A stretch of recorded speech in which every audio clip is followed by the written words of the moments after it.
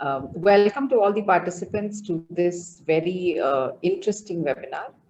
A little bit of background into the Symbiosis School for Liberal Arts and, of course, the Indian Association for Big History.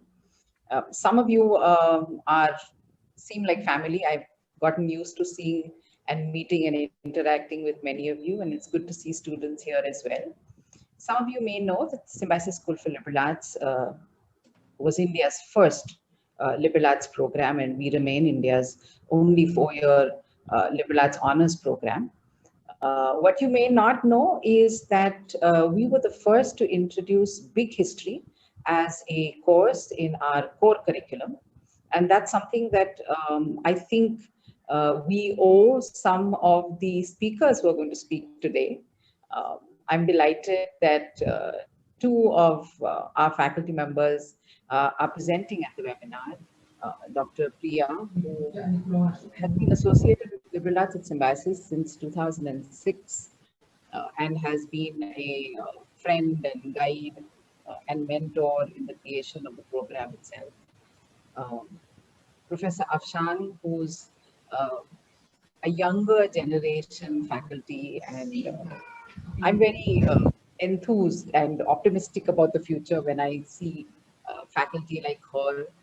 She's not only come into the School for Liberal Arts to teach history, but has, I think, taken to it like a duck takes to water, and now actually heads the Indian Association of Big History, which is housed at SSLA. So on behalf of the Indian Association of Big History and the Symbiosis School for Liberal Arts, I'm delighted to be here and to welcome you to this webinar. Let me also tell you that in August, coming August 1st to the 5th, we are very optimistic that we will be able to welcome you to our campus in Pune. Fingers crossed that it's going to be face-to-face, but if not, it will definitely happen virtually. We will host, along with the International Big History Association, the 5th Global Conference. And it's on changing the world, community, science, and engagement with big history. The Symbiosis School for Liberal Arts and the associations for big history have something in common, and I think it's something that all of us as either educators or policymakers or students or just members of society need to be very committed to, and that is trying to understand not only the world that we live in, but what makes most sense to me is the integrated history of life around us, of the cosmos and Earth and life and humanity. And I think this is what big history brings into the lives of all those who engage with it. So welcome once again to this webinar. I'm sure you're going to enjoy the presentations that Dr. Priya and Afshan will make today, which is on climate change, something that India and the Indian subcontinent have been talking about, working with, but I always feel that policymakers, industry, media, education often are not always on the same page. So academia probably needs to bring more in terms of an understanding. I feel that's slowly coming in, but I'm very excited about the webinar topic today, and I hope you enjoy the presentations. Thank you so much. Thank you indeed. Thank you, Nubu. You're welcome. So today's webinar is technically made possible by JF Auburn University in Tokyo. The next speaker is Auburn Professor Hirofumi Katayama. It's your turn.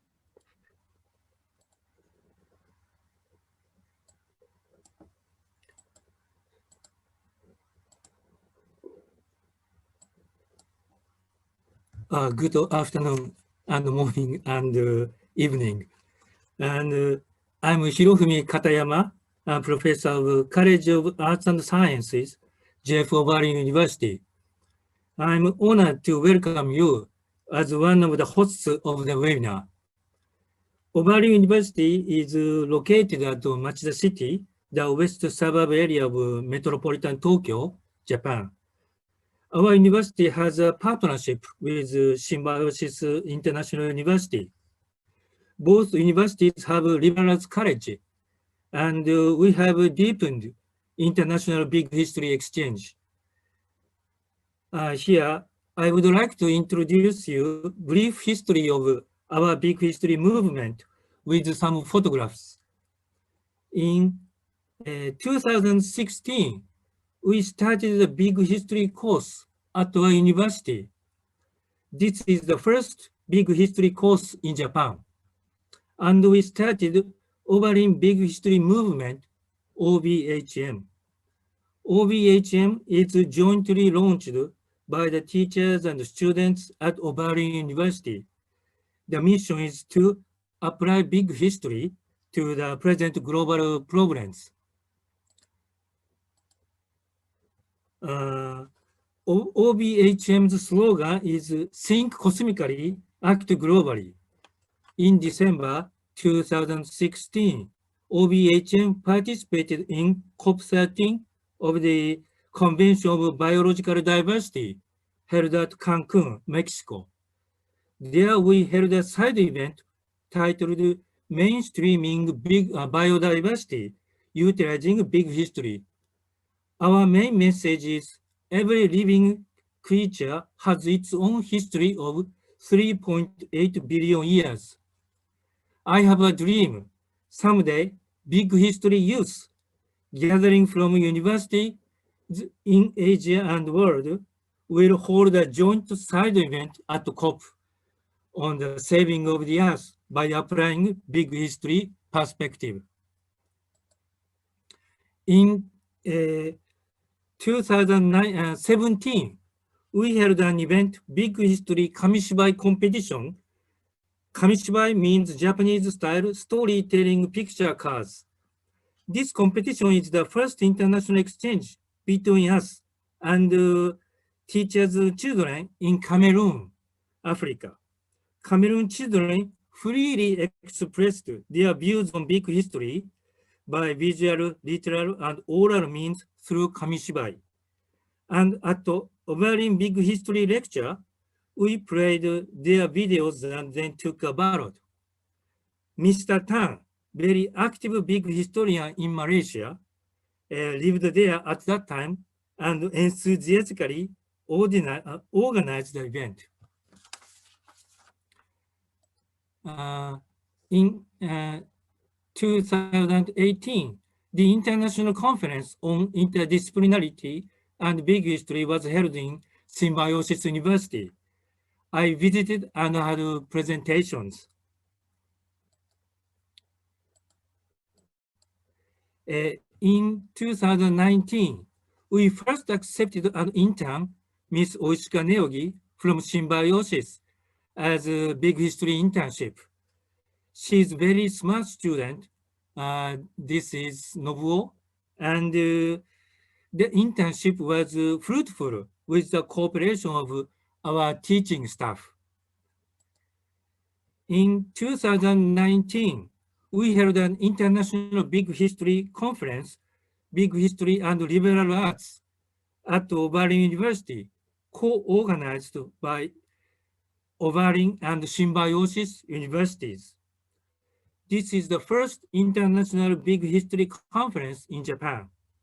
At the conference, participated Professor Barry Rodriguez and Professor Afshan Majid and David Christian, professors who are engaging big history education in Asia, including Professor Alexis Lau and Eden Wong from the Hong Kong University of Science and Technology.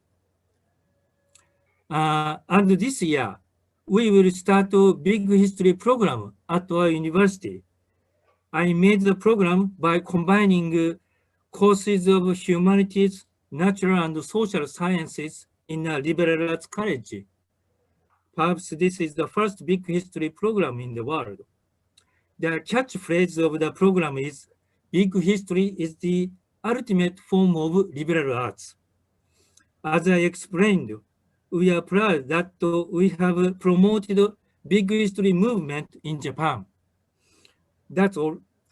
I hope this webinar is one of the steps to establish truly sustainable humankind civilization with biocultural diversity at the initiative of Asian Big History. And I sincerely hope all of you enjoy this webinar. Thank you for your attention.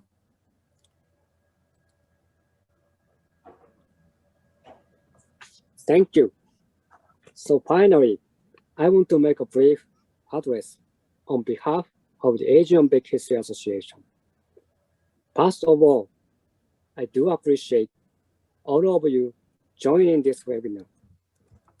And I also appreciate all of other sponsors, IABH, Auburn University, and IBHA. Please let me share just some slides.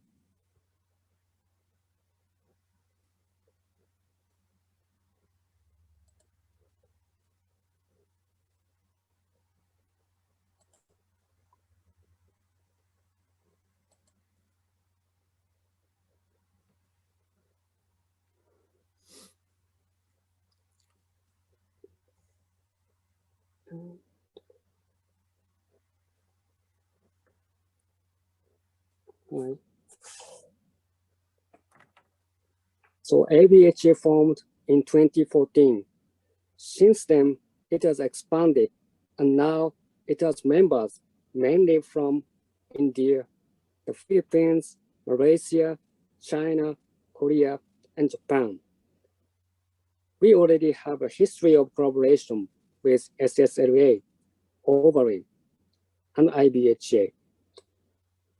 In 2018, we co-held a big history conference at SSLA in Pune. In 2019, we co-held a big history symposium at Overy in Tokyo.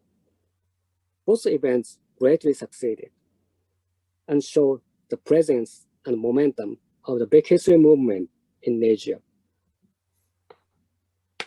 Last year, we could have the first webinar featuring Malaysia, thanks to Professor Shamsuddin and Professor Mokhtar.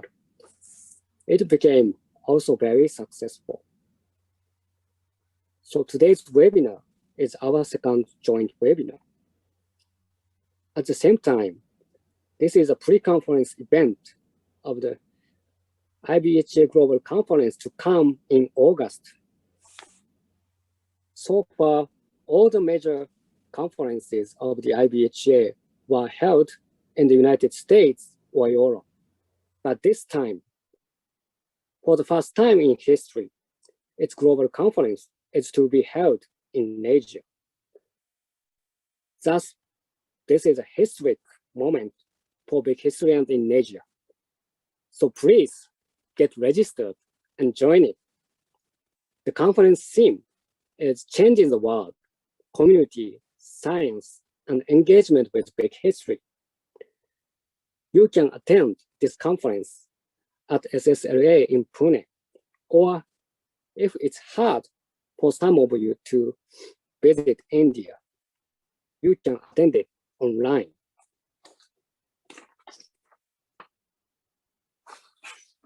So lastly, let me briefly introduce today's panelists.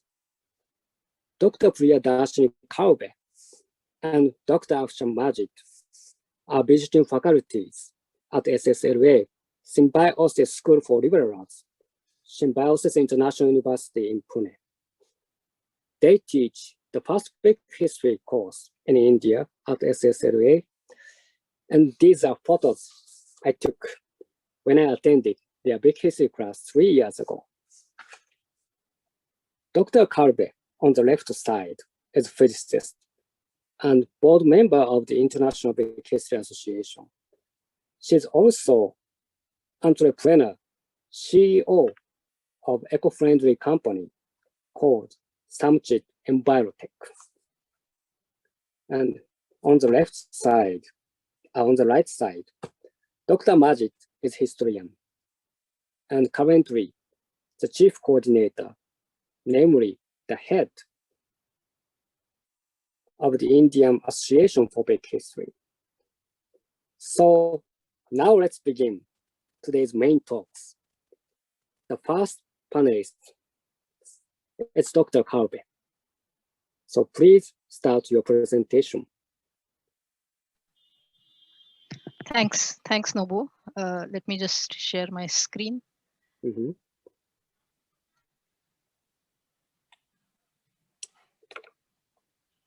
I hope this is visible. Okay, before I start, thank you very much to Nobuo for taking the initiative and Oberyn University for making this webinar possible.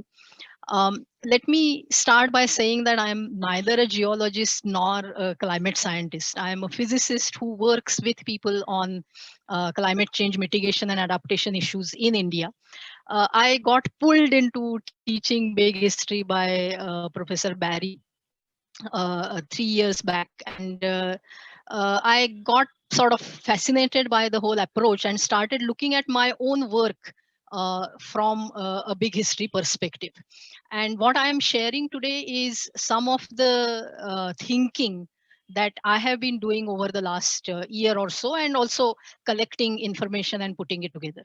So with that, let me begin this with the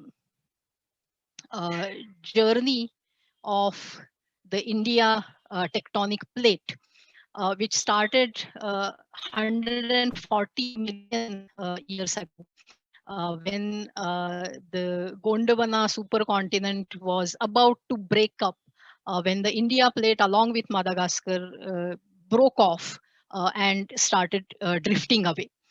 About 70 million years ago, the India plate broke off from Madagascar also and started moving north at a fairly brisk pace of about 20 centimeters per year. This is a tremendous speed for a tectonic plate, and there has been a lot of geological research on how this plate managed to move at such a rate, etc. So interested people can look that up. While the India plate was drifting in the northerly direction, about 60 million years ago, there were a lot of repeated volcanic eruptions in different parts on the plate. And this created along the southwest side what is called as the Deccan Trap or the Sahyadri mountain range. And on the northern side, the Raj Mahal Trap. The Deccan Trap is actually the largest volcanic formation of this type in the world. And the photograph that you see shows the layered structure. This is from near Ajanta Caves, which is a cultural World Heritage Site. But this is also a geological World Heritage Site in that context. So this was one development which was happening on the plate while it kept briskly moving in the northerly direction. And finally, about 55 million years ago, India plate collided with the Eurasian plate. This was a massive collision. The ripples were felt all around Asia and have left their mark in different parts of the Asian continent. The biggest result of this impact was, of course, the Himalayas and the Tibetan plateau. The India plate hasn't been sitting quietly. It keeps on pushing northward. And as a result of that, the entire Himalayan region is highly unstable. The height of the Himalayas is still growing, and this is a very, very earthquake-prone area. All of this is the geological history in a nutshell, sort of this region, which has created the Indian subcontinent. What has this got to do with climate change? Well, one connection is rather academic in nature. This landmass was in the southern hemisphere. It crossed the equator and went into the northern hemisphere. And the split occurred in the middle Jurassic epoch, from another landmass which would later become the African continent. So there was flora and fauna which was common to these two landmasses. And the India plate has gone through a variety of climatic changes because of its physical movement along this entire route. So interesting information or insights can be gained as to how evolution responds to relatively rapid changes in climatic conditions. If one studies genetically and through fossils, what has happened to these species which were common when the two landmasses split, and what is the situation currently. So of course the anthropogenic climate change is far more rapid than what this flora and fauna experienced, but still this will be a useful exercise to do. But the other things is that is more important from present day and for us who are living in this part of the world is how the current climate change is impacting us, and what role has this geological history played in creating the situation that we currently are experiencing. So I'm going to focus primarily on impacts related to water in the Indian subcontinent. As I mentioned that the Deccan Trap, which you can see here in this picture, along the southwest, this coastal region of India, this is the Sahyadri mountain range, which you can see is at a higher elevation. Because of this, there is a slope from west to east. And therefore, most of the rivers which originate in this mountain range uh, travel towards the east and discharge in the Indian Ocean, even though the Arabian Sea is closer. Only a couple of rivers go into the Arabian Sea. So this entire southern tip is getting its water supply because of this slope, which got created due to this Deccan Trap formation, which allows this water to flow all across this landmass. Secondly, if you look at the Himalayas, the big rivers in the northern part of the subcontinent, the Indus or Sindhu, Ganges or Ganga, and Brahmaputra, these three big rivers and other prominent rivers in this entire region, all of them originate in the Himalayan glaciers. So as the glaciers are melting away, these rivers are getting more and more water now. But these are perennial rivers because their origin is in that huge source of water up there. This has created a very fertile region, which is key to the food security of this entire area. The Himalayan wall has played a key role in deciding the weather conditions that are experienced in the Indian subcontinent. What happens is in the summer season, the southwesterly winds bring clouds, and these clouds come in from the south and move across the landmass towards north. The clouds are stopped by the Himalayan wall. And when in the winter season the winds change direction, the clouds come back. So we get one monsoon season while the clouds are going from south to north, and then there is a returning monsoon when the clouds are brought back and discharge the remaining water onto the land. So our monsoon season is governed by this phenomenon. We get more rain than what we would normally would have got, because otherwise if the Himalaya was not there, the clouds would have just drifted away, and we would not have got the returning monsoon. You can see the impact of this if you look at the world map. Look at this entire belt here, which starts here from the Sahara Desert. You start moving to the east. This is still deserted, Middle East, Arabian Peninsula, Central Asia, right up to this western tip of the Indian subcontinent. This is all desert. And beyond the Himalaya also, this is all desert. It is because of this Himalayan wall that this part is greener. So this part is getting more rain because of this Himalayan wall here. And that is responsible for changing the entire sort of climatic conditions for most of the Indian subcontinent, except for some fringe parts here on the western side, which are still desertified. So you can see the role that the Himalayan mountain range is playing in deciding this.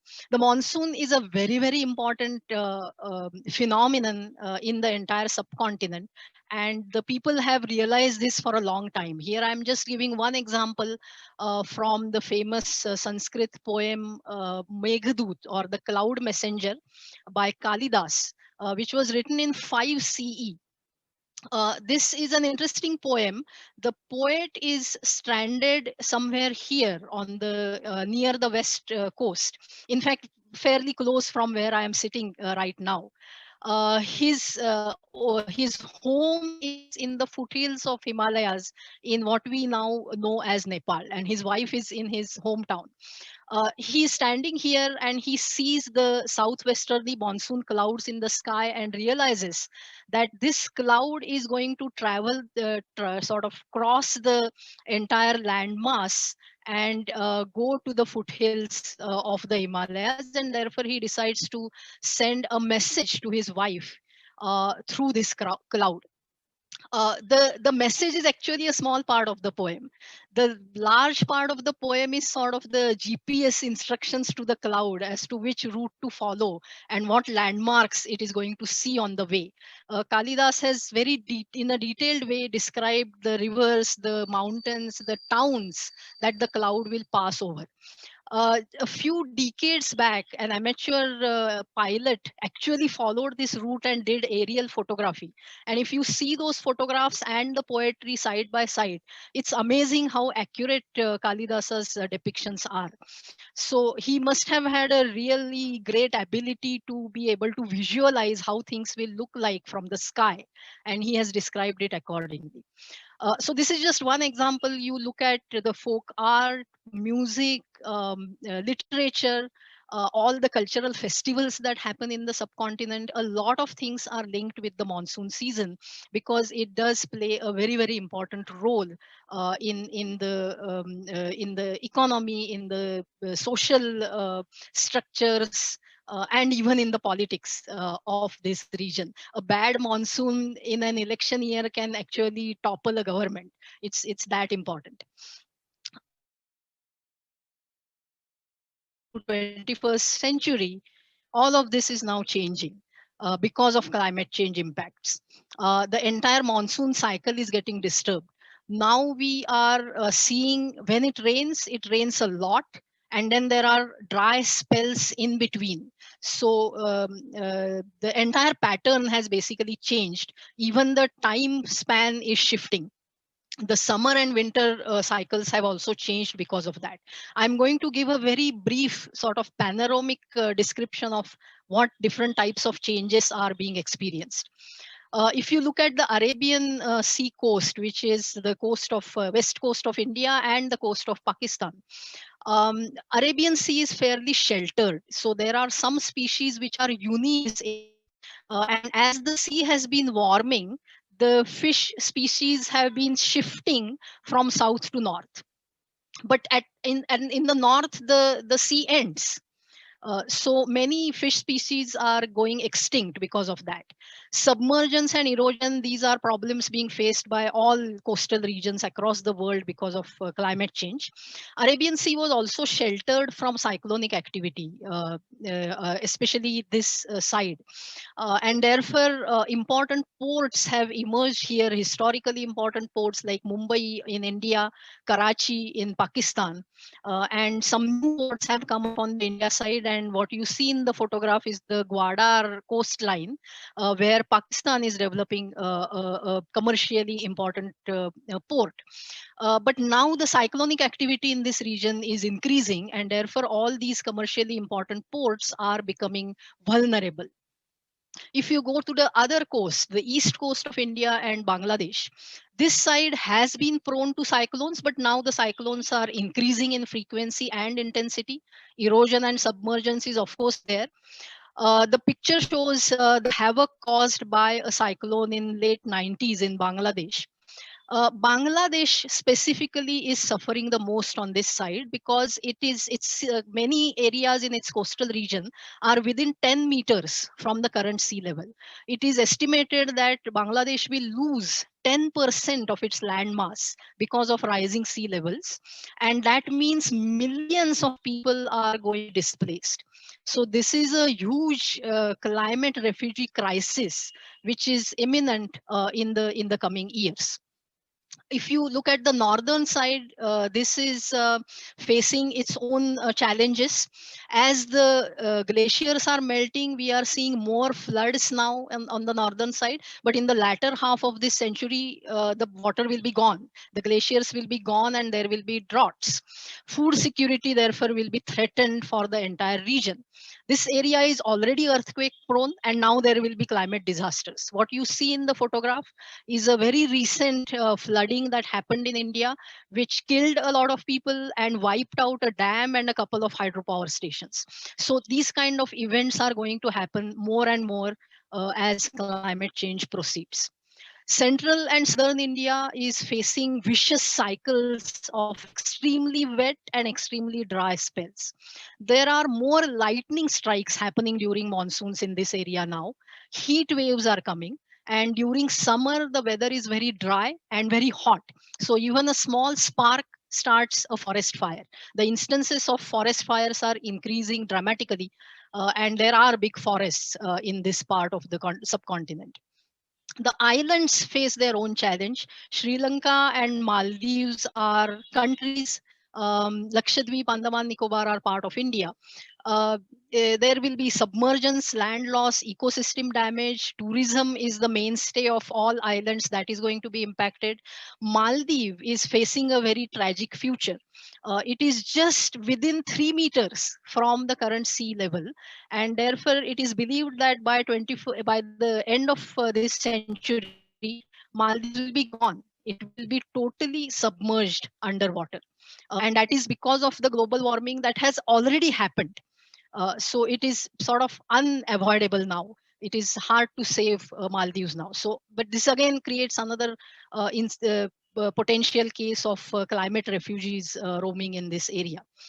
So you can see that, I mean, estimates show that about 80 to 90% population in the Indian subcontinent is going to be directly impacted by climate change. And there is, and this is a very populous region. So this is, I mean, it's undeniable that the region faces extreme climate vulnerability. Population density is high, land mass is shrinking, water availability is going uncertain, climate refugee crisis is going to be I mean, huge in this entire area, and it's not really a highly politically stable region. There are border disputes going on, so there is a bit of a political volatility here.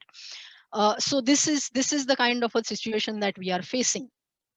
In each country, these discussions are happening. Everybody realizes that urgently adaptation to the changes is needed, climate proofing from disasters is needed. There has to be some soul searching on developmental choices. What is not being talked about, however, and I feel that this is what needs to be talked about, is a regional response. Because the climate refugee crisis, for example, cannot be handled by a single country. There has to be a regional response on similar lines as European Union. For example, European Union is tackling its climate change challenges as a single unit. Similarly, the Indian subcontinent needs to tackle its challenges, climate change challenges, as a single unit. But somehow these discussions are not happening in diplomatic circles or civil society circles or academic circles. And I think the reason this is not happening because there is no big history outlook. I also started thinking along these lines only when I encountered big history. So the big question, of course, is can a regional response emerge given the political realities of the region? I believe that it is possible because political responses come based on what people want.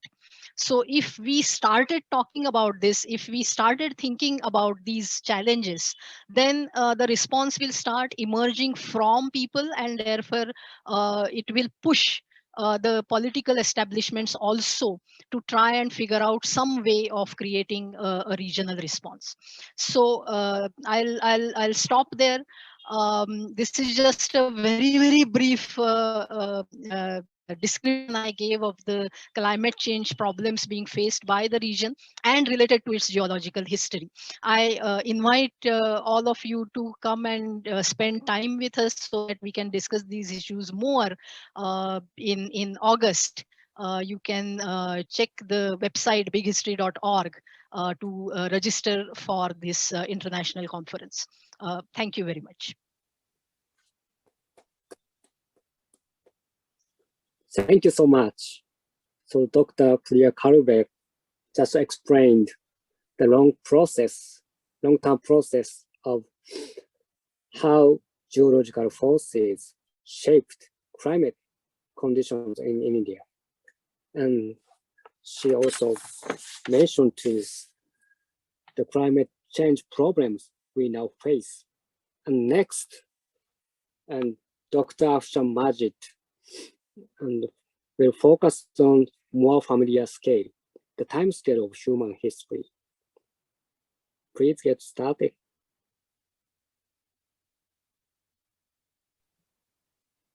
Thank you, Nobu. And thank you, Priya. That was very illuminating. So I would just share my screen without much further ado. I would, go into my presentation. Just let me know when you can see my screen.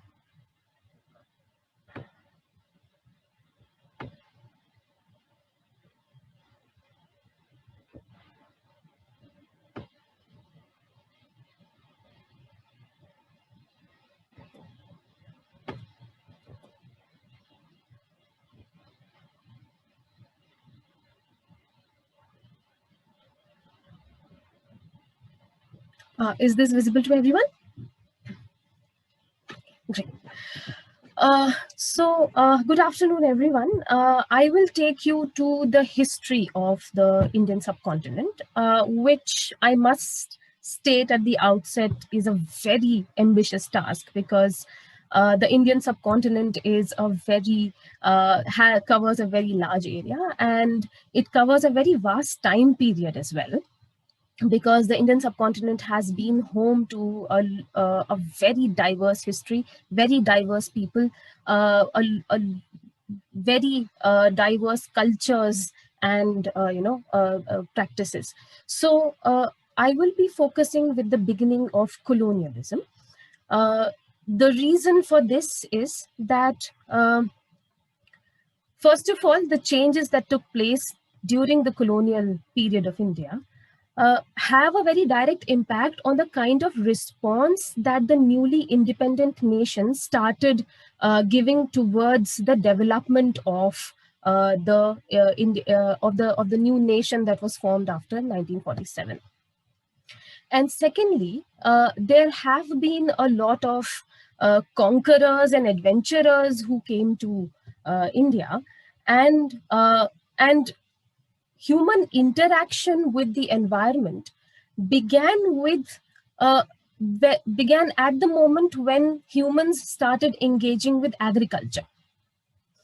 But we see that during the colonial period, the engagement with Indian environment, the environment and the ecology of the Indian subcontinent becomes very systematic. It becomes very intense, and the kind of exploitation of the ecology that happens during the colonial period has a very deep impact on the ecology of independent India. So the British East India Company, started with the Indian subcontinent. It was the British East India Company that came to India in 17th century. It started trading with India in 17th century. However, it was towards the middle 19th century, when the Mughal Empire was moving towards decline, that the East India Company started revenue collection in the territory of Bengal. And after that, we see that there was a series of conquests which started from the Battle of Plassey in 1757, and which almost by 1849, with the Anglo-Sikh War, most of the Indian subcontinent was under the control of the East India Company. And much of the revenue collection system was established during this period. Now, there was a rebellion in India against the British rule in 1857. And after that, a very important paradigm shift happened in Indian history, and that was that in 1858, India passed into the direct rule of the British Crown, with Queen Victoria becoming the Empress of India. So now, previously, India was ruled by a trading company, that was East India Company, and now we were ruled by the British Parliament under the British Crown. So this is very briefly the colonial historical narrative of the Indian subcontinent. Now, the effect of colonialism can be divided into two sorts of two rubrics. One is the ideological aspect of it, and the other is the practical aspect of it. The ideological impact of colonialism on ecology, it begins with the colonial discourse of bringing civilization to the uncivilized and the wild colonies. And since we are talking specifically of the ecology here, it began, it extended towards the forest and the socio-political systems. The forest and the ecology of India was also brought under the same rubric of being a wild territory which needs to be civilized by the civilizing colonial power. There was also a lack of understanding of the social and cultural systems, because as I said, that Indian history and Indian cultural systems are very diverse, and there was a lack of understanding of the entirety of the Indian social and cultural systems. There was also a sort of an Orientalist understanding of the social cultural systems, and this becomes very important in terms of ecology, because the kind of homogeneity that was there in England in agriculture, whether in terms of the enclosure movement that happened in England, or sheep rearing, wool export, all that homogeneity was brought to India, and the same kind of homogeneity was applied to the diverse Indian subcontinent. We can call it an Orientalist reading, because as Edward Said says, that within Orientalism, it is the Orient which is defined by the Occident on its own terms. So the Indian ecology was also seen in with the same lenses as the Indian culture and Indian history was being looked at by the colonial power. We get quantifiable data with the practical, when we look at the practical impact of colonial policies. And under that, the first term that we encounter is that of drain of wealth. Now, this drain of wealth is understood as the removal of wealth and resource from India to Britain. The two people, the two scholars who were pioneers in pointing out the drain of wealth during the colonial period were Dadabhai Naoroji and R.C. Dutt. Dadabhai Naoroji wrote this work called Poverty and Un-British Rule in India, and R.C. Dutt wrote Economic History of India. Dadabhai Naoroji gives us a figure, and he says that annually about 12 million sterling pounds worth of wealth was being removed from India. So you see, in an economy, the usual process is that the revenue that is taken from the citizens is circulating within the economy. Whereas there is something very different that is happening in India, and that is that the revenue that is being collected by the colonial British government from the people is not being circulated back into the economy, but rather it is getting removed from the economy and going to Britain. And if you take the figure given by Dadabhai Naoroji as an estimate, there are several other historians who have estimated the figure to be even higher. But even if we look at a 12 million sterling pounds annually, that is a huge sum to be removed every year. And when you take into account that the British colonial rule was in India for about 2 centuries, then you can multiply that and imagine the magnitude of wealth that was taken away from India, the drain that happened. Now, this drain happened in 2 phases. The first is termed as the mercantilist phase. That is, the revenues collected from India were used to buy Indian goods to sell in the European market. So money that was collected from as taxes from the Indian people was used to buy Indian goods. India was now selling goods into the European market. The second phase was that of free trade imperialism. It particularly started after 19th century, when the Industrial Revolution in England started manufacturing at a very large scale. And from here, India entered into a new role, and that is, it now had to be a market of the cheap goods that were being manufactured in England. Now, cheap goods that were being manufactured in the Industrial Revolution in England were now being brought to India. And this led to a process which historians called as deindustrialization of the local industry and handicraft. The local artisan, the local handicraft, it started dying out because the market was now flooded with cheap goods from England.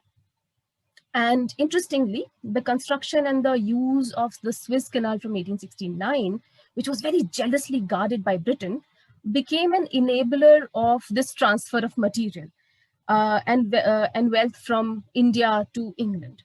So this is a sort of a overview of the impact. When we come to ecological impact, as I said that I'm actually embarking upon a very ambitious task here, but I have chosen to focus on 3 aspects here because of the time constraint. So I will look at the ecological impact in terms of agriculture, forest, and railways. Coming to agriculture, I have been talking about revenue that was being collected from the Indian people. So this land revenue settlement which was done, the previous system of the pre-colonial India was dismantled, and a new system of revenue collection was established here. And since the idea was to fix the land revenue rate for perpetuity, a very high rate of land revenue was applied here. And that was very backbreaking for the Indian peasant. Then, because India was acting both as a consumer of the cheaply manufactured British goods, and also it was acting as an exporter of material to England, in turn feeding the Industrial Revolution. So there's a vicious cycle going on here. So it led to a shift from subsistence farming to cash crop farming, which we call as commercialization of agriculture. That is, farmers who were earlier growing crops they were going through food crops. That is, they would grow for the purpose of for subsistence, and the state would take away the surplus. Now the farmers were discouraged from growing subsistence, from doing subsistence farming, and they were forced into growing cash crops such as indigo, jute, tea, which became a very big symbol of colonialism, opium, which was being grown in India and it was taken to China, where a big population was to opium, cotton, which the raw material of the cotton, which was feeding the industries in Manchester and Liverpool, then wheat and oil seeds. These were some cash crops which were being grown in India. Now, this kind of an agricultural activity had a negative impact on the fertility of the land. That is, when a very intense agricultural activity was undertaken, it started leading towards the decreasing fertility of land. Now, by 1873, there was seen that there's a requirement for more irrigation because of the increased agricultural activity. And we see that the Northern Indian Canal and Drainage Act was passed. Now, the wording of this act is interesting to note, that it says that use and control for public purposes the water of all rivers and streams flowing in natural channels, and of all lakes and natural collections of still water. Now, the word public purposes here meant that it was for the purpose of the state, and it was the British government that formed the state there. So the canals were being used, in other words, for the purpose of this agricultural activity, this commercial agricultural activity.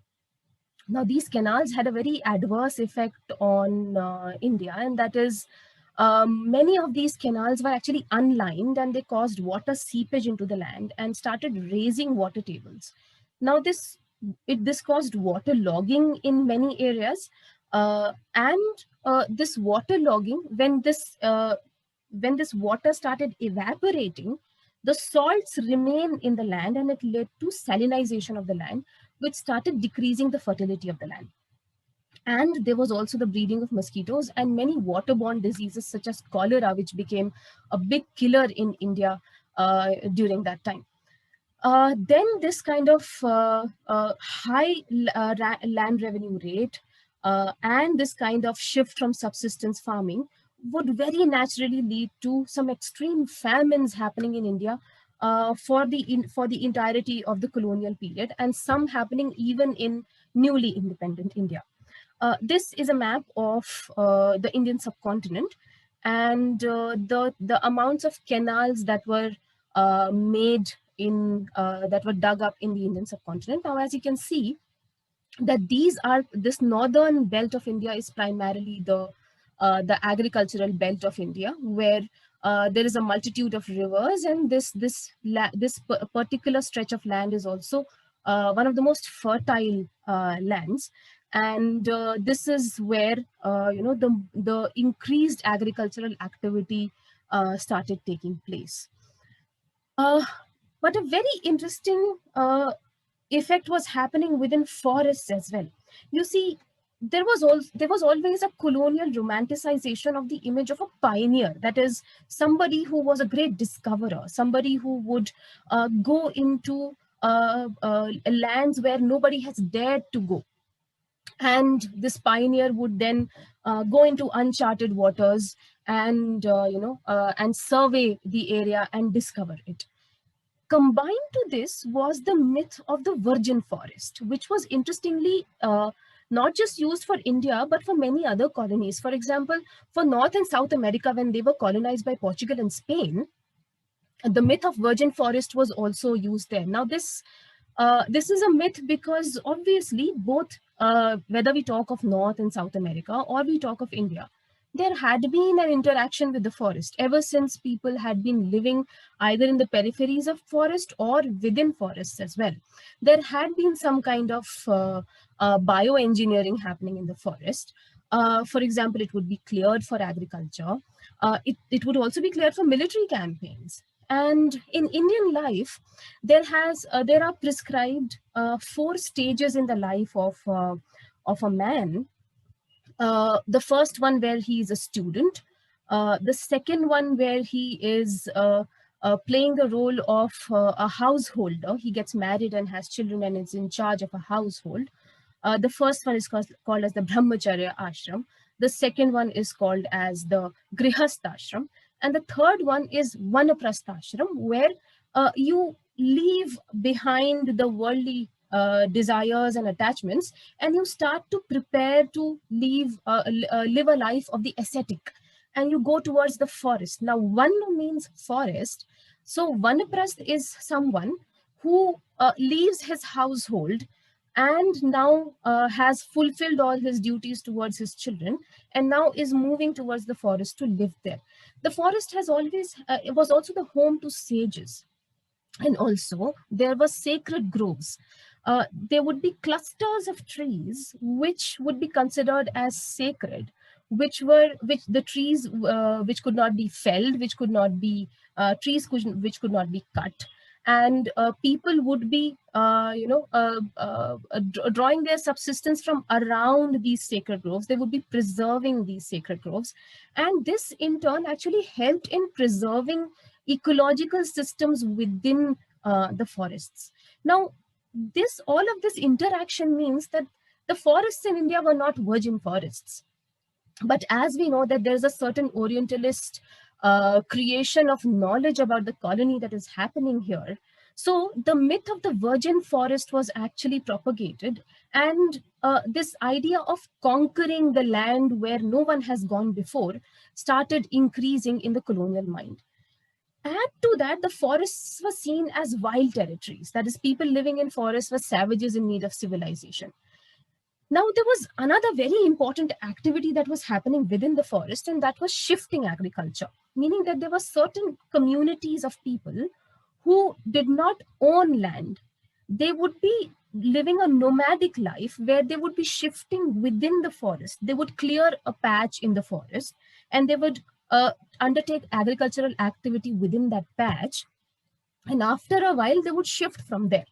And that patch where they had done agricultural activity, that would be left to recuperate, to rejuvenate. This is fallow land. So they would go somewhere else and they would undertake their agricultural activity somewhere else. Now, this kind of a shifting agriculture, which was basically subsistence agriculture, was actually seen as a wasteful activity, because land could not be left fallow, because all of this land could now be cleared and brought into commercial agricultural activity. And therefore, it led to a very big impact on the lives of the people who led shifting agriculture. Just as an aside, actually, just prior to the 1850s, there were a lot of rebellions that happened of these groups of people, these communities which practiced shifting agriculture and were affected by these activities of the British within the forest.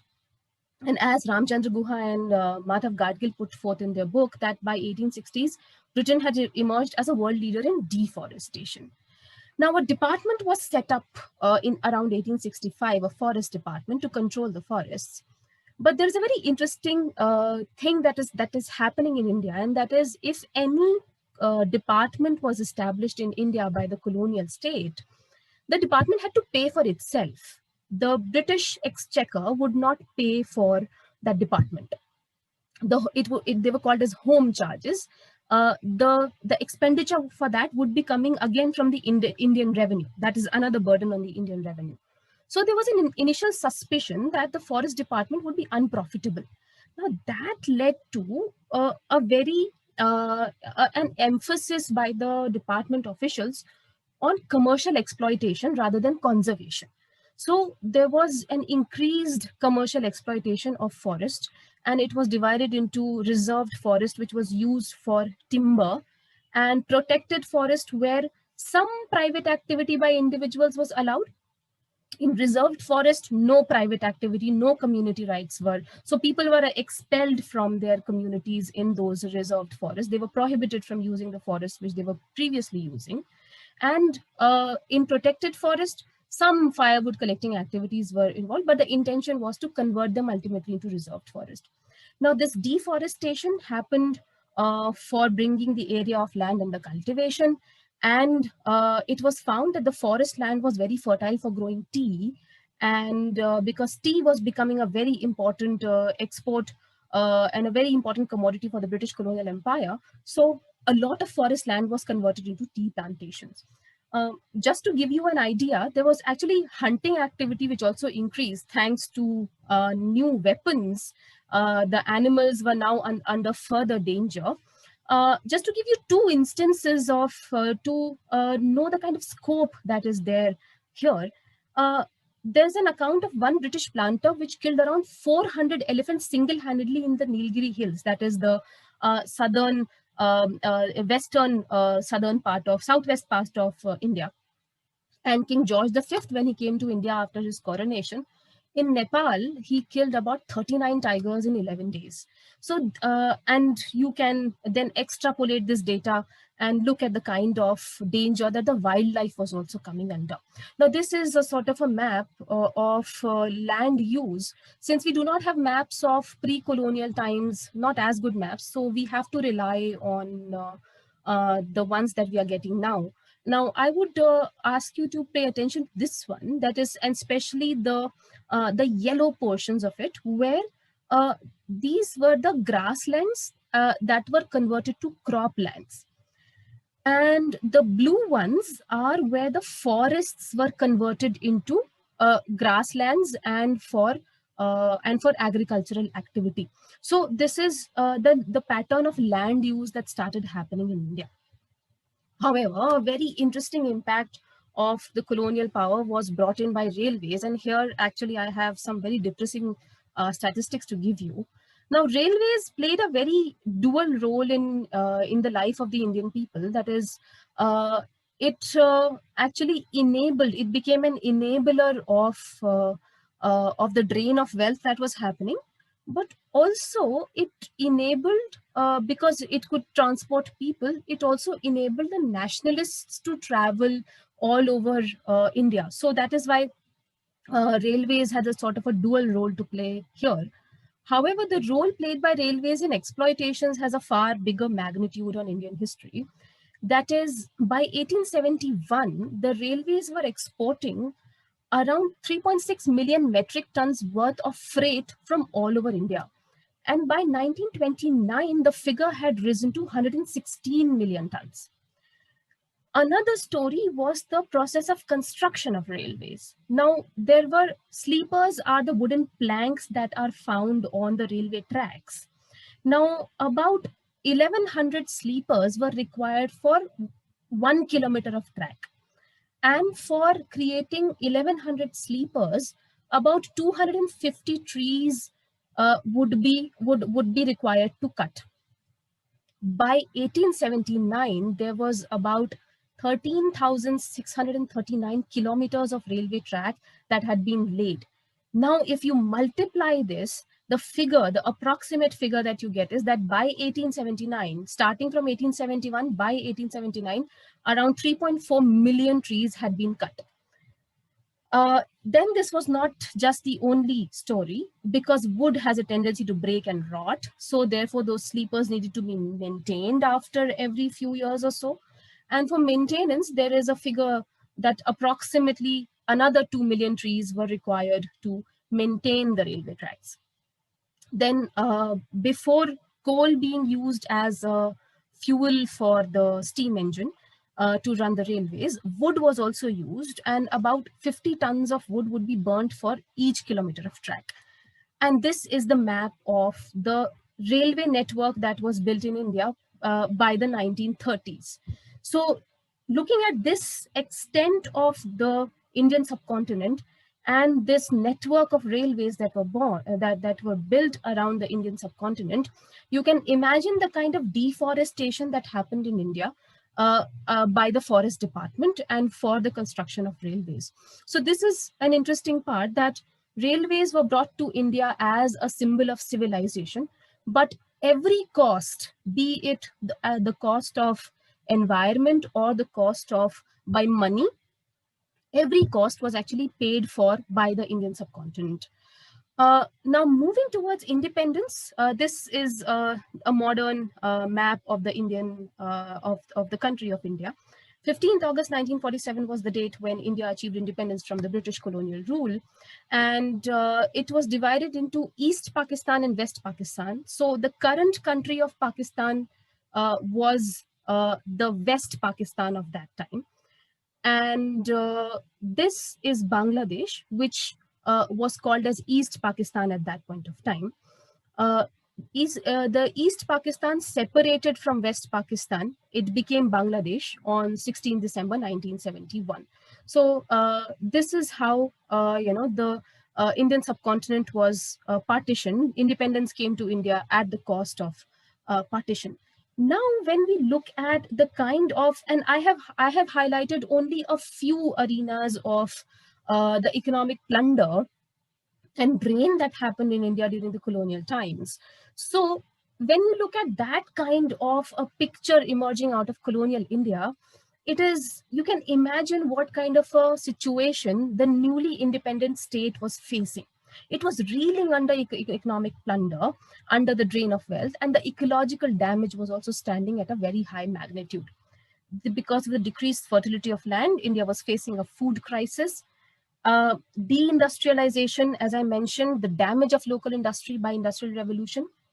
So therefore, as India got independent, the newly elected government of India went for 5-year plans. That is, so it would formulate a plan for 5 years, and there would be targets that the government would need to achieve for the next 5 years. So that kind of a program, the Planning Commission in India embarked upon.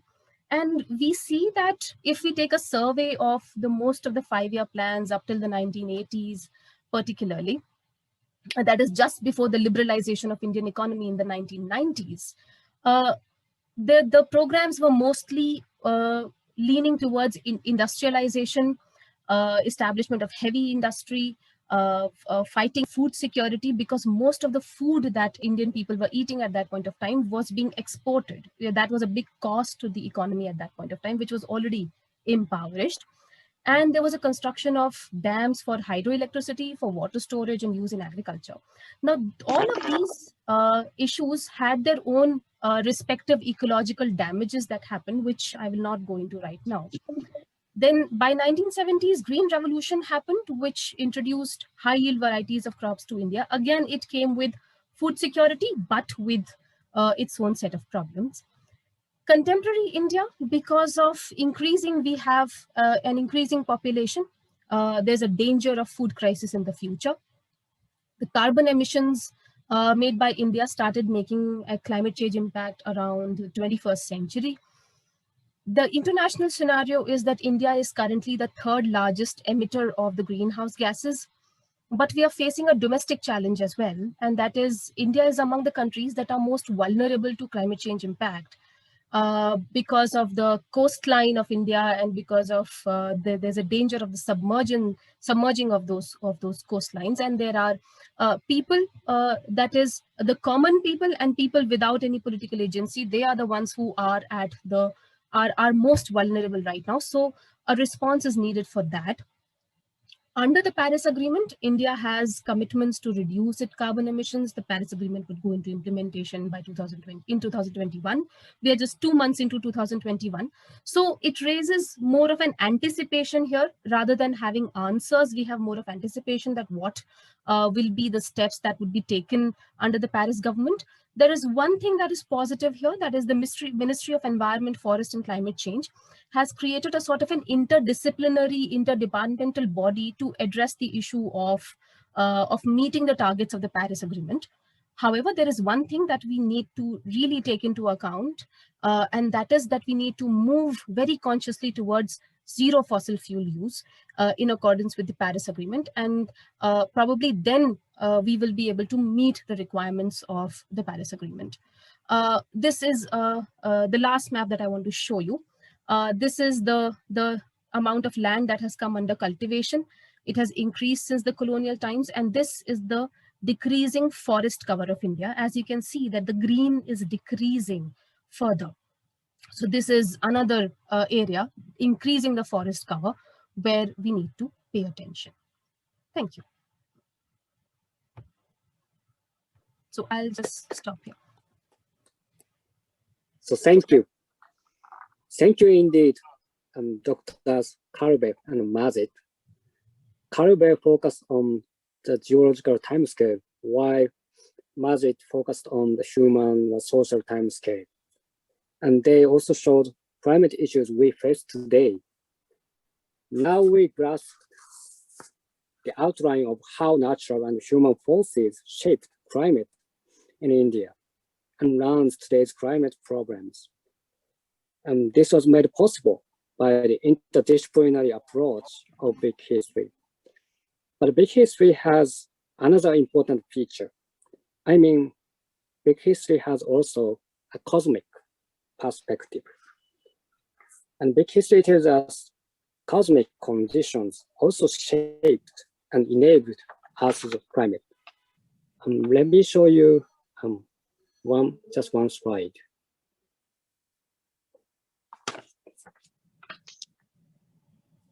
So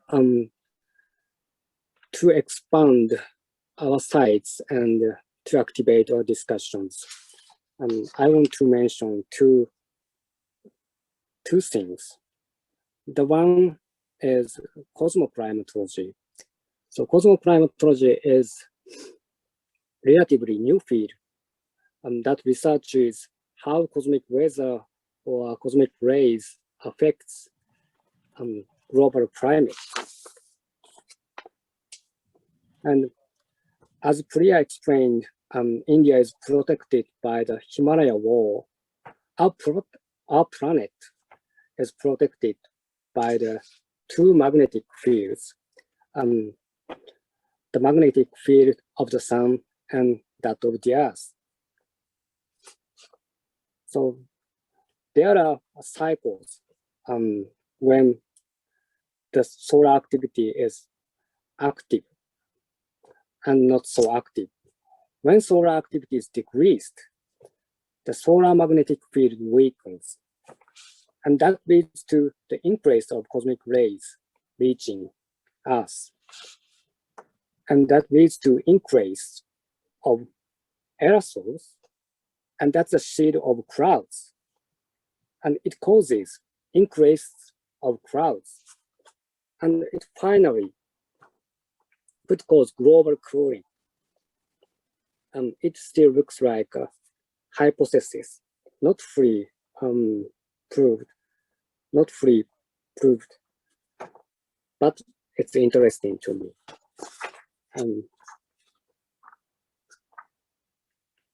The second is the position in the cosmos.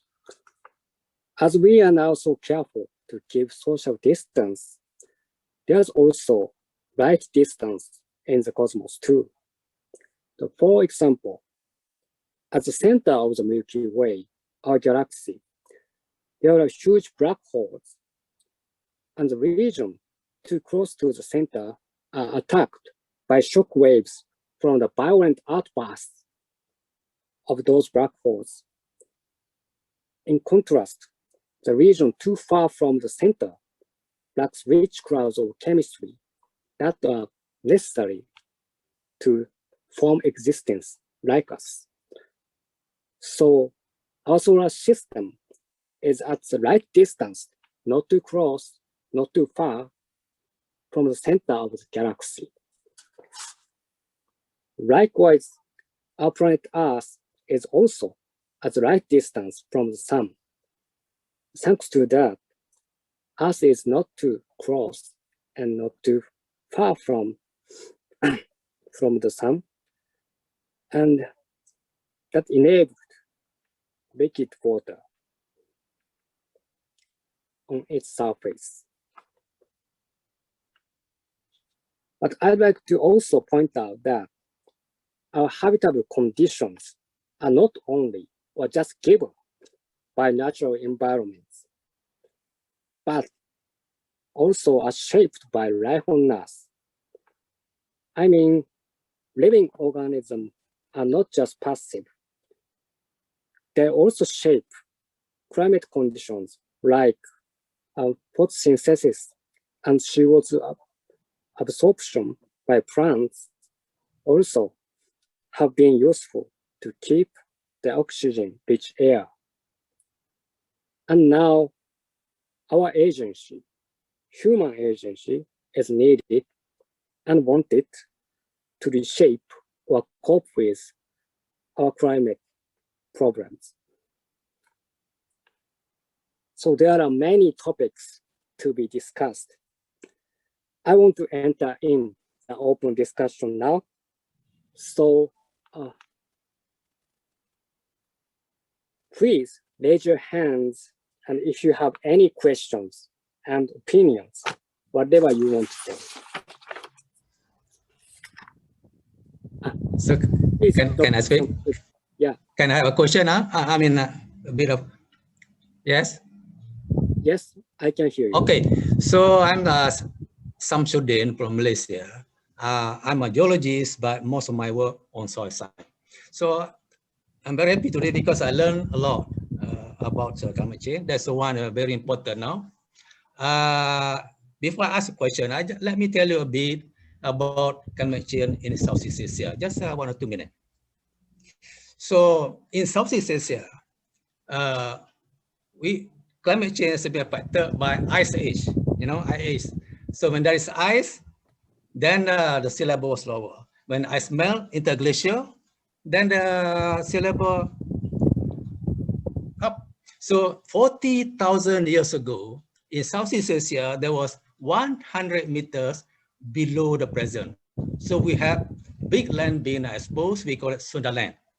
Then later, the temperature got up and the sea level rose to 50 meters above the present. So there is always up and down.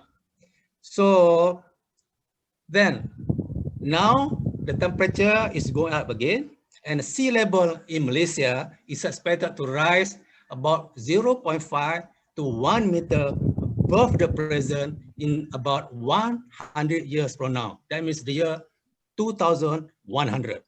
100 years from now, we expect that about 18% of Malaysia will be underwater.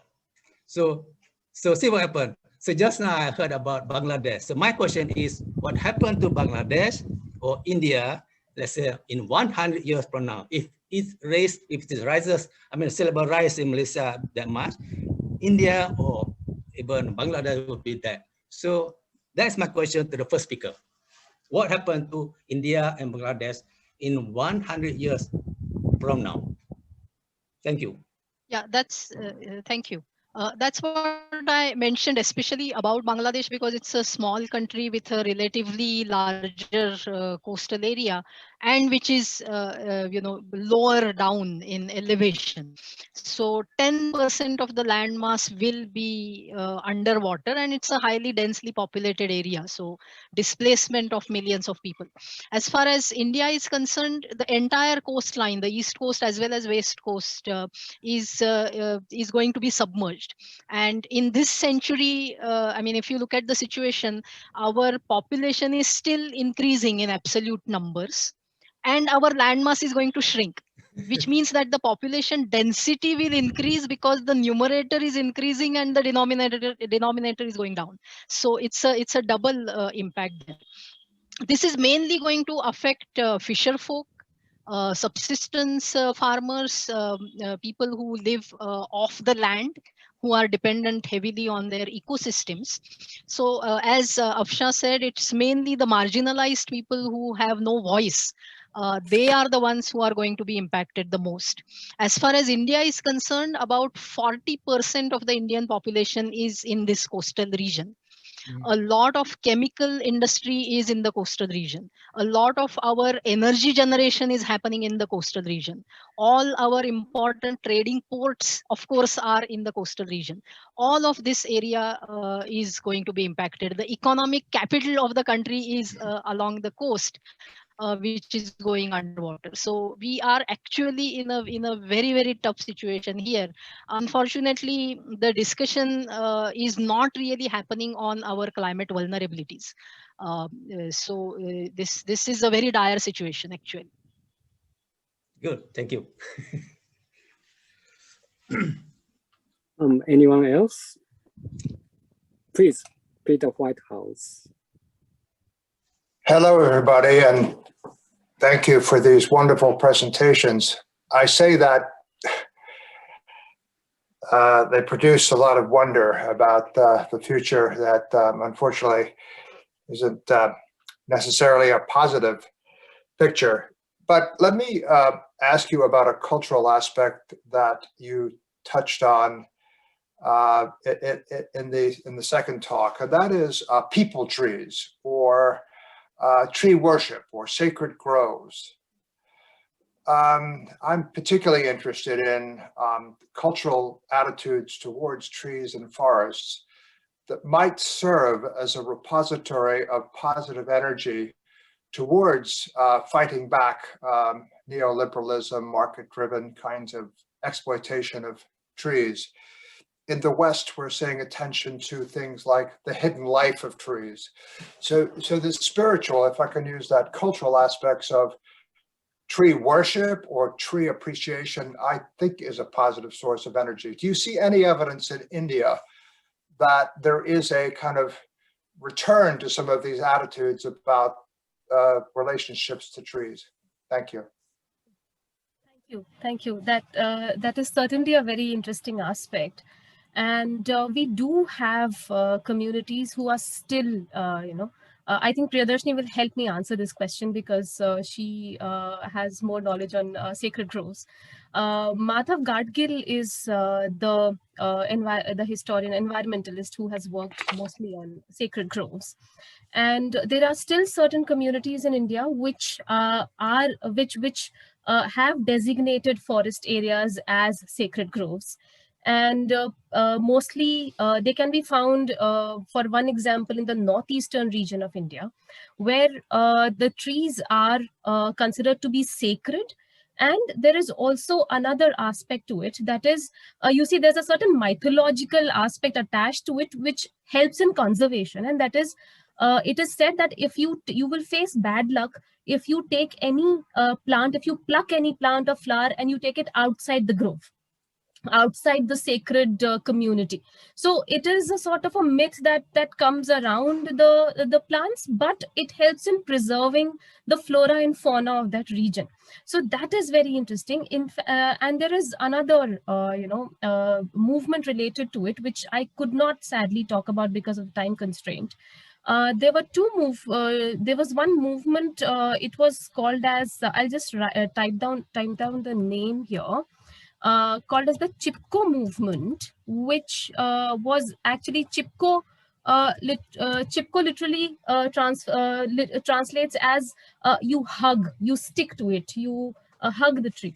So when the trees were being felled in the northern Himalayan region of India, there was this movement that came up under this leader Sundarlal Bahuguna, where women particularly would go and hug the tree and prevent it from, they would act as body shields for the tree. So that was another aspect of protecting the trees from getting deforested. And I think Priya might have something to add to on sacred groves. Well, I have a slightly different take on this. It is true that a lot of forest areas did get some protection for a long time because they were considered sacred, but I don't think that is a very sustainable way of ensuring protection of forest. It would be more important if people understood the ecosystem service that a forest is providing and therefore protect it.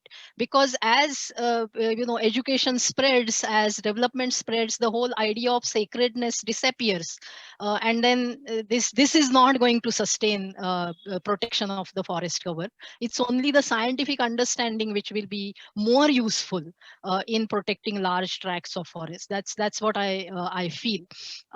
So rather than relying on people continuing to believe something as sacred, I think it would be better to educate people about the ecosystem services provided by forests.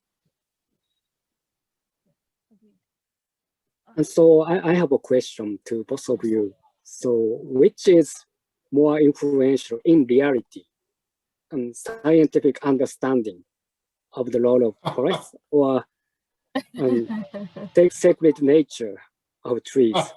Which is more important to the Indian people in reality? I would, although I have a certain, I spoke about the sacred groves, but ideologically, I would gravitate towards what Priya has said. I echo her thoughts that if you ask me, it's the scientific response that would be the better path to take. But obviously, we will have different answers here. Well, let me give one example. There is a particular ritual in which the leaves of a particular tree are to be gifted to each other, and because that tree is considered as sacred.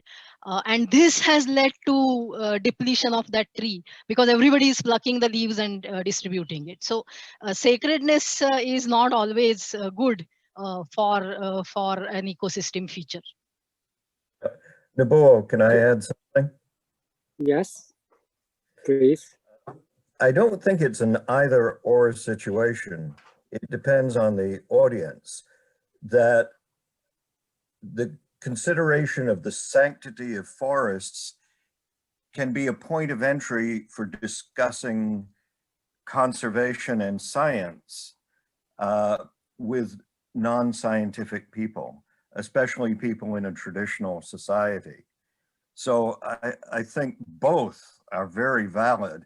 It depends who and how is engaged in the dialogue. And Carla has a good point of view with the experience of rakshis and trees in Bihar. Orla, you can add?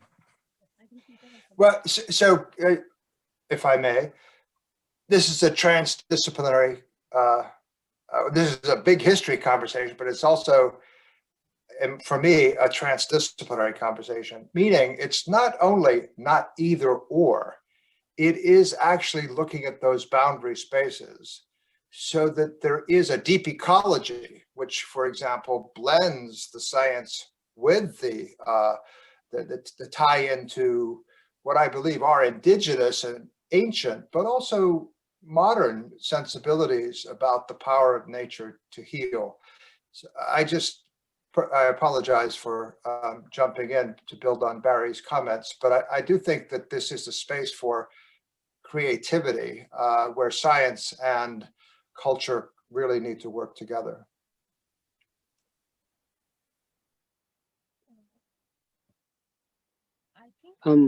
Yeah, yes. Go ahead, Nobu, please. Yes, it is common issues to some degrees in many parts of the world. So in Japan too, basically, the people have gotten more and more secular, but still Japanese people have a sense of a kind of animism. So everything has a kind of spirit, and that's that kind of perception of or sense. We can see that kind of sense in the many films of Studio Ghibli, and I feel that could be one of the foundation, and not all, but one of the foundation to direct people the actions for environmental protection or and such kind of things, I think. And I just noticed so some of the audiences sent us direct messages in the chat room, and the first one from Imojin. Thank you, Imojin. So she sent us a 40-second animation that shows the movement of the tectonic plates over 1 billion years. So thank you, Imojin. So if you have a time to copy and paste and check it after this webinar. And then second, and a question from a SSLA student. So I have a question. Looking from a big history lens, Earth's climate has undergone several changes before. So are there any similarities in the present change patterns that can be traced? Continue in that. Is it perhaps possible to determine an outcome of this ongoing change in the future? So if I understand correctly, how the climate change is going to unfold in the future, that's the question. Whatever I mentioned, those are the things that are happening and will continue to happen on a increasing scale. As I responded to the previous question, we are in a I mean, we are going to face a lot of calamities. Nearly 80 to 90% population is going to be impacted. There will be millions of people who will be displaced by these impacts. So there are going to be political and economic consequences also. As agricultural productivity drops because of climate change, food security will be threatened. Um, Water availability is going to become uncertain, and people will be displaced. So this is like from multiple angles, various hardships are going to come, and we will somehow have to prepare to deal with those, which unfortunately I don't see much preparation happening right now in the subcontinent. So I'm sorry to be the prophet of doom here, but those who are the young people in the audience, it's going to be a hard life for you.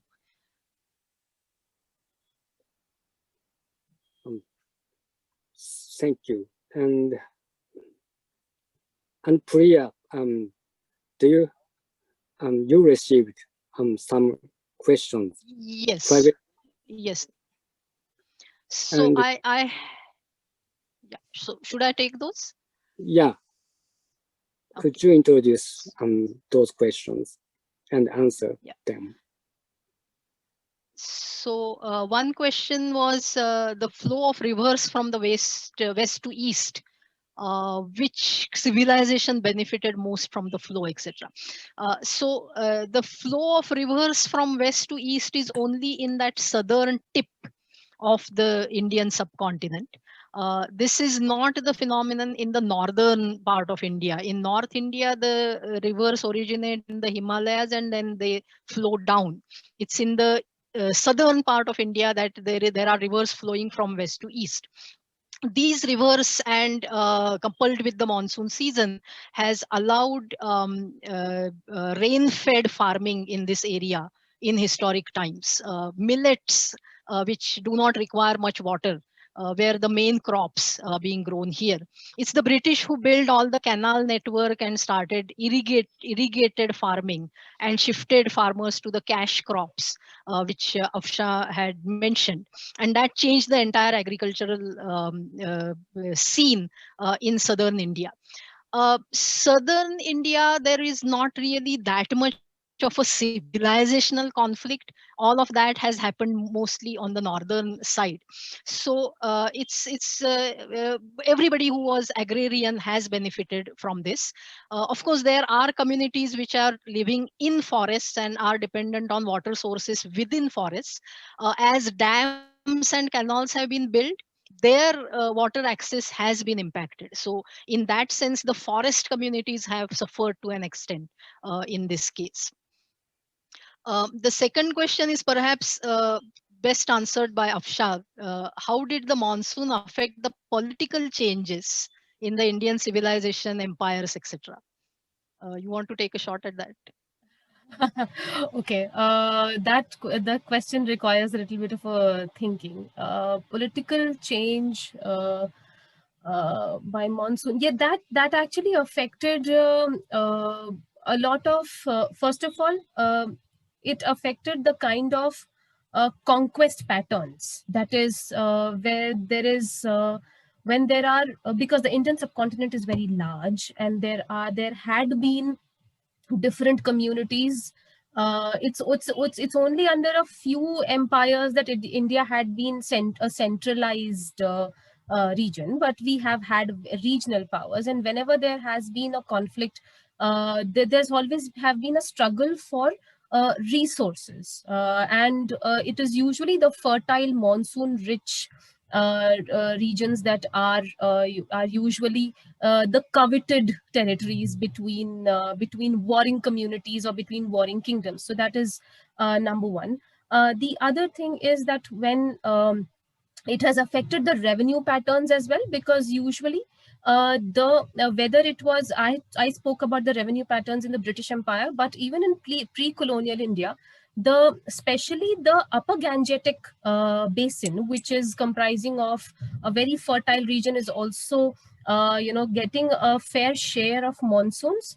There, the taxes have always been high, and as compared to the other regions. And there is a very interesting tidbit, a slightly negative thing that I have to share with you. The region of Bengal, because of the delta there and the swamp and the mangroves, and it is very famous for swampy land and for breeding mosquitoes, and the kind of returning monsoon that it gets, which creates a lot of humidity in that region. It was a sort of a notorious territory, because during the Mughal Empire, if there was someone some official who needed to be punished, he would be sent to the Bengal region as an officer. He would die of malaria or of humidity. So another, very interesting effect of monsoons there. One effect is in the outcomes of battles. I mean, Alexander had to go back because he faced floods. So it was wrong timing for him to try and get into India. He came here in the monsoon season and had to turn back because of flooding. And other battles also, I can't remember the details, but there have been cases where the rain started and therefore the war ended because of the rain. And that changed the course of history. So those kind of things have also happened. One question again, I think, Afshan, you can also answer this.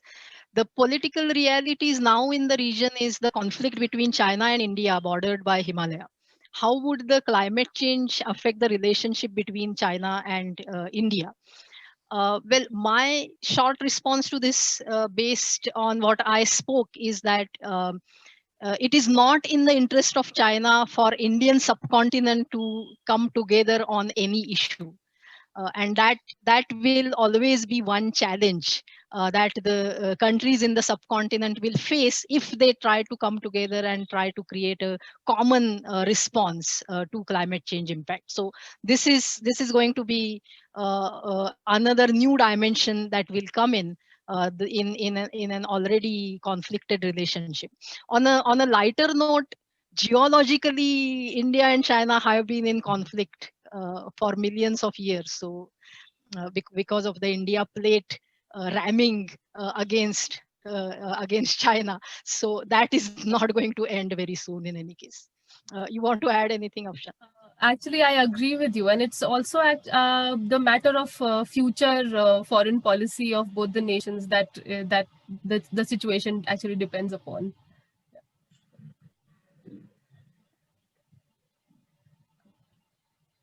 Thank you. There's another question from Roel Gustafsson, the president of the previous president of the IBHA.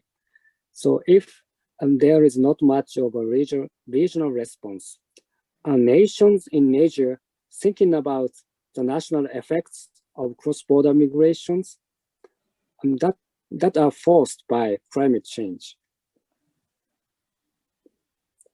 You mean are individual countries thinking about climate refugees? Is that the question? I didn't quite get it. Yeah. If I could just say, I guess what are the political effects of there not being much of a regional response? And there are two that come to mind. One is there concern in one nation about migrants coming from other nations, or even migration within India? What effects will that have on the political stability of India?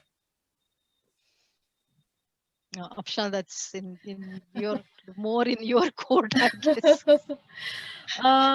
Actually, India has seen a lot of migration historically, and here I can combine with a question that I have received in my private chat, and that is why India is very vulnerable to invasion and colonization, because there have been other settlers as well in India.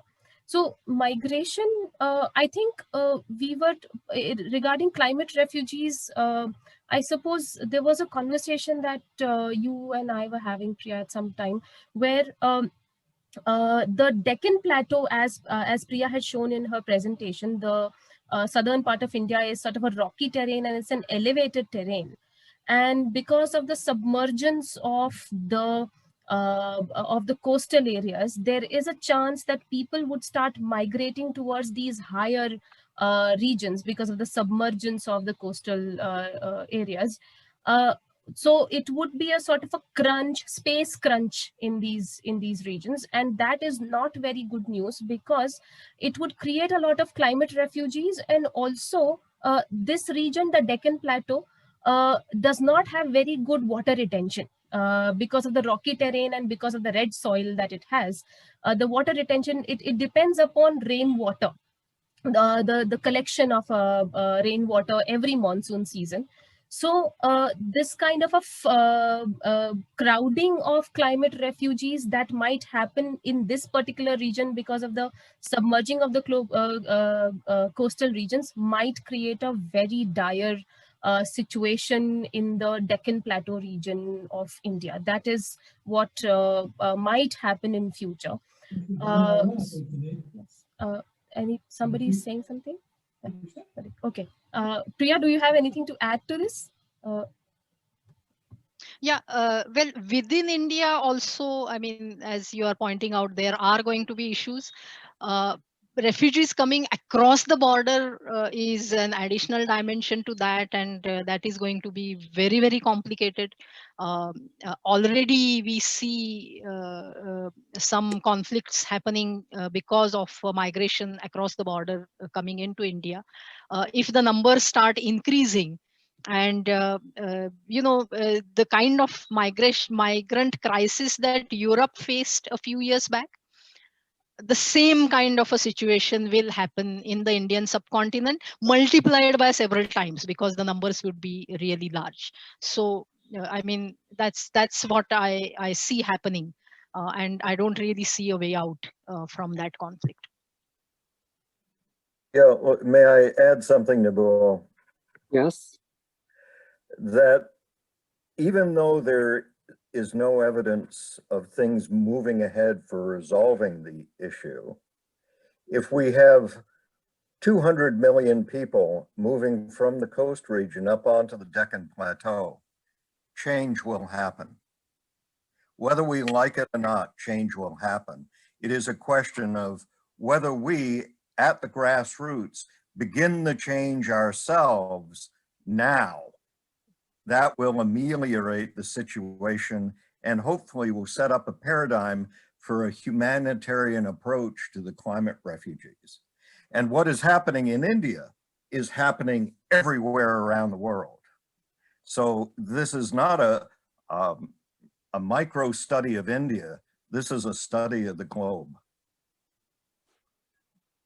Yeah, I totally agree with you, Barry, and that's why I said that the importance of big history outlook in this region particularly is vital because of this region. Because once you start looking at things from this perspective, then only you start anticipating these problems and also start seeing possible solutions. And that is why big history education has to be the foundation for all education in the Indian subcontinent. At least that's what I feel.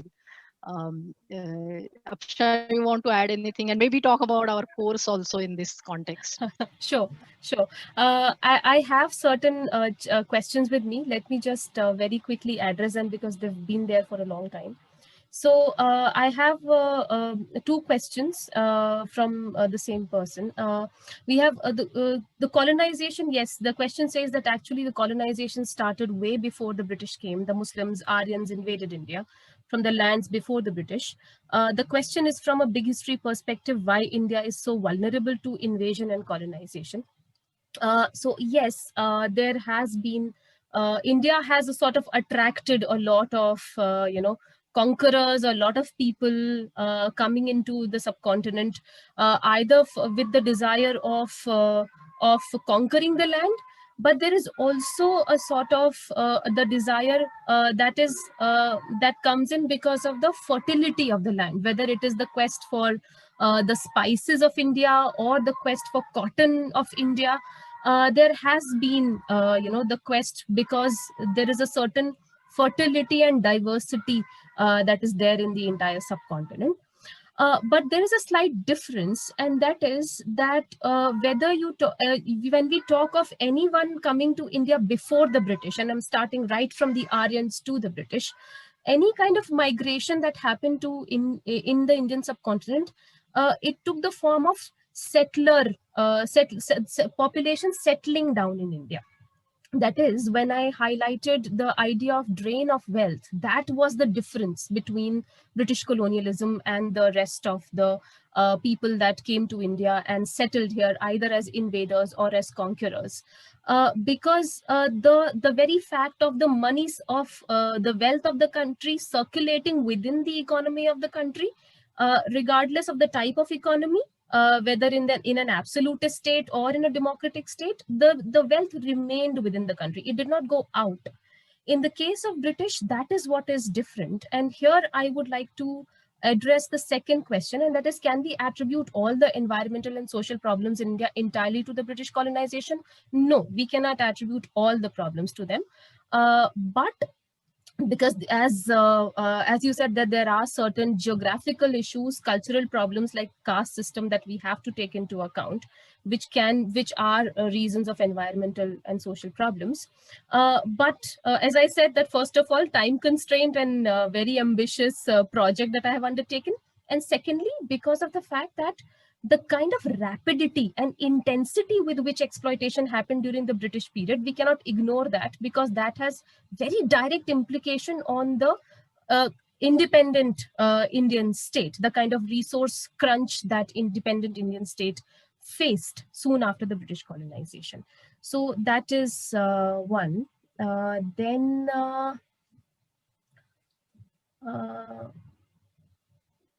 Yes, I think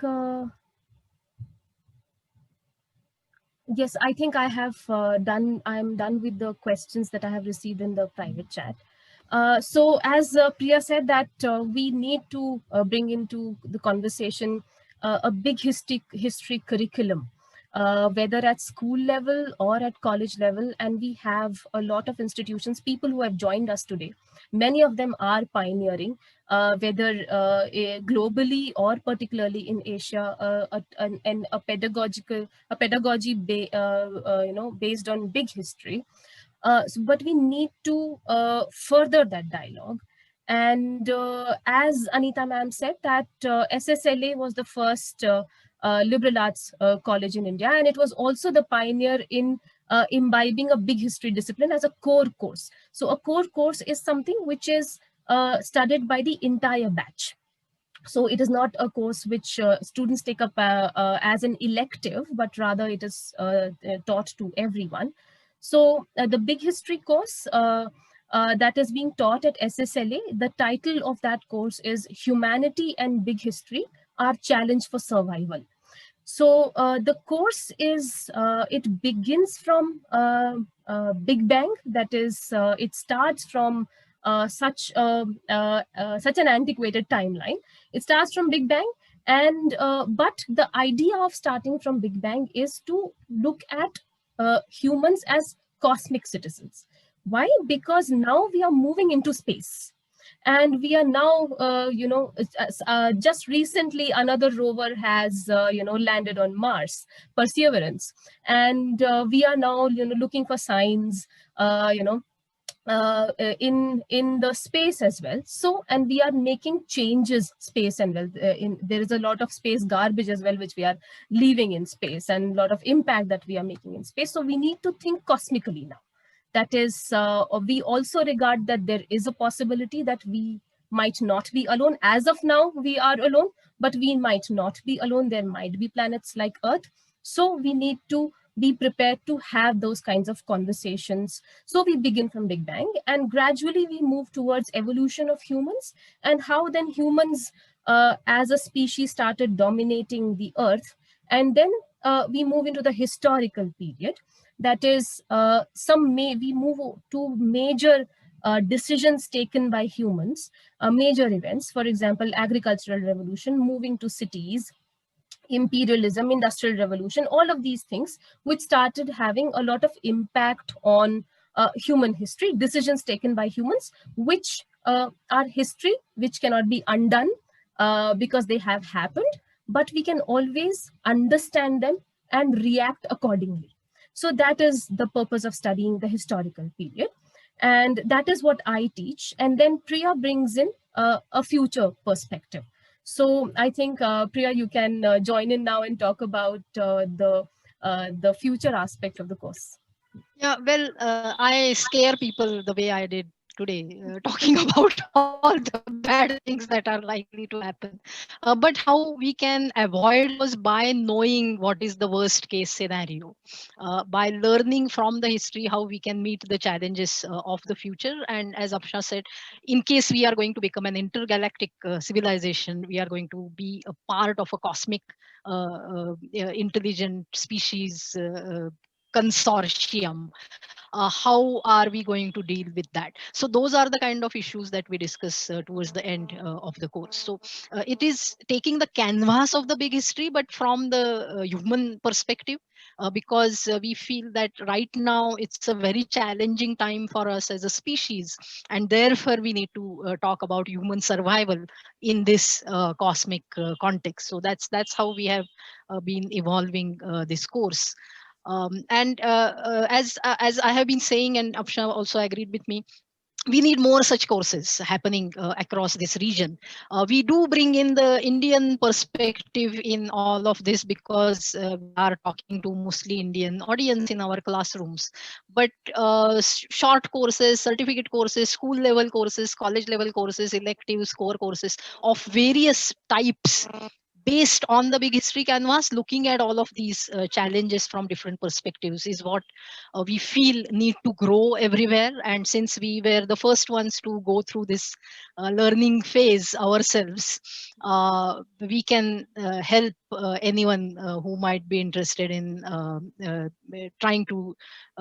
interested in doing this in their own setting.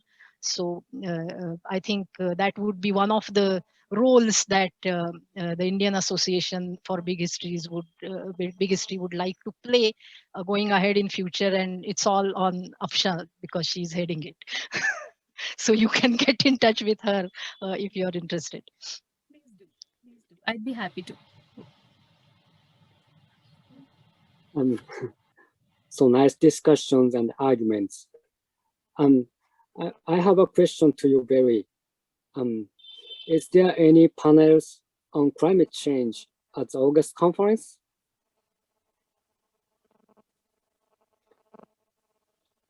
Many panels, because it is not climate change, it is now climate crisis. It is a part of all our lives on whatever level, whatever dimension we look at. So everyone will be addressing it as part of our existence. So, yes. Great. So please come to the August conference. And as Priya and Afshan eloquently explained, and big history is fundamentally related to how we see the world and how we live and act in this world in a better way. And I think so there are things we can get only through big history. And that's inspiration and a new light brought from big history. So Professor Hiro calls it a cosmic perspective. And I call the process to gain that perspective a cosmic round trip. So we start and leave the human world and then go to non-human world. So we go beyond the human realms and we see the world in a different way, a bigger way. And after that, we return to the human world. But we are not the same person. Now we have new perspective, new light. And in that new light, we can see the world in a new way. And we can behave better in a new way. That's the meaning of big history for me. And so it is a time of ending. And we now underwent a 2-hour, very fruitful and interesting webinar. So thank you all for coming today and tonight.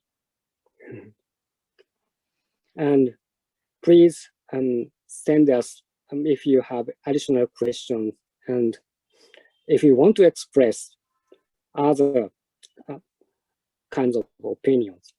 And I hope so we will keep in touch each other, and we will continue these fruitful activities.